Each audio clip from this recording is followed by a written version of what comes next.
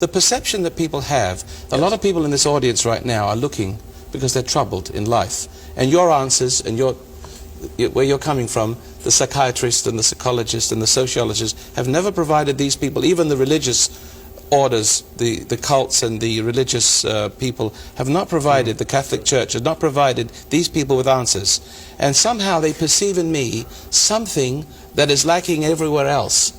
And they perceive it because only those who are searching are capable of identifying. Roy, time out. What is lacking? What is lacking that is not given by any of these things, but that you seem to perceive it in you? You just said it. Okay. What is it? It is the fatherly quality. Remember I mentioned the balance between the mother love and the father love?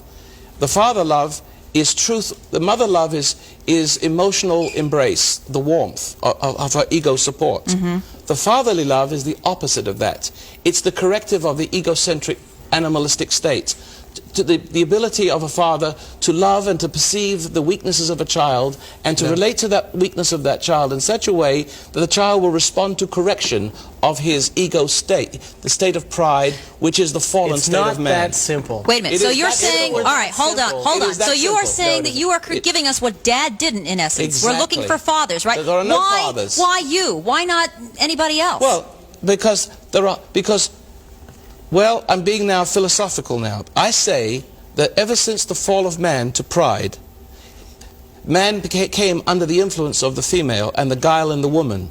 So now the woman's bad again. No, it's not the woman's fault. It's the way men use women to support their egos that keep them from really knowing the love of God for their children. The ability to bring their children to that level of consciousness that Adam might have enjoyed had he not fallen to pride and ego. It's another... Scott, we assume, we haven't checked your education, but we know you are a credentialed psychologist, certainly in the area. And I'm now, not. You're not. Roy, tell us what qualifies you to hold that cross and pull the demons It's my out. lack of education which qualifies me.